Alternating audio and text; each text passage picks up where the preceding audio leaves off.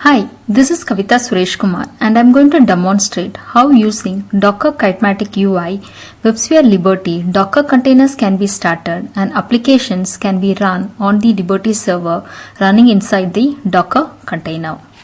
Let us start the demo by starting the WebSphere Liberty Docker container using the Docker CLI available in the Kitematic UI. So this is the Docker CLI. So let us start the WebSphere Liberty Docker container.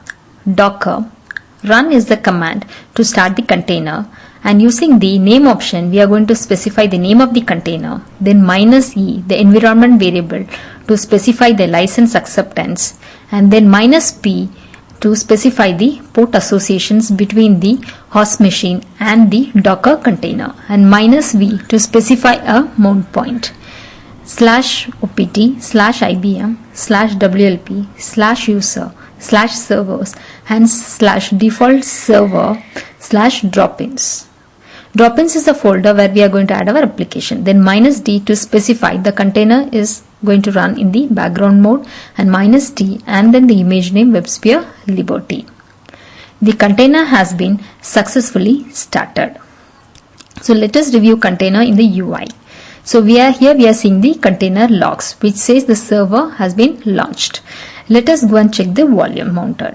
Click enable volumes so that the file system on the host machine will be mounted to the file system on the Docker container.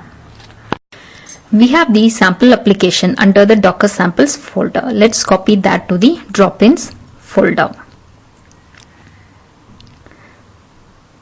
Now the Liberty server will be picking up the application under the drop-ins folder. In the meantime, let's go and review the settings. So here we can see the various environment variables and the container name as a test. So license is an environment variable which we specified, and then we have the path environment variable. We are seeing the environment variable which has been specified in the Docker file. Let us see the port associations. Since we have explicitly specified 9080, we are seeing that port association explicitly mentioned here. Let's see the volumes. So here we could see the volume mount points what we have specified. So now let us go and see the container logs. Click home. So in the container logs we could see the application has been successfully started.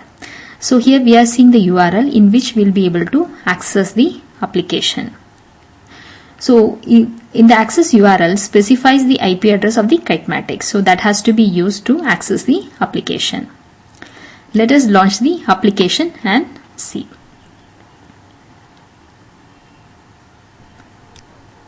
So this is the application URL, and we could see the application has run successfully. And in the UI we have the options for stopping the container, for restarting the container, and we have an option to start a shell.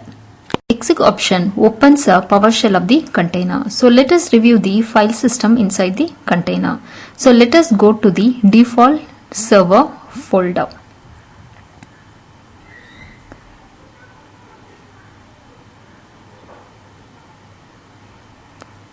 So here these are the folders which are available under the default server. Let us review the server.xml file.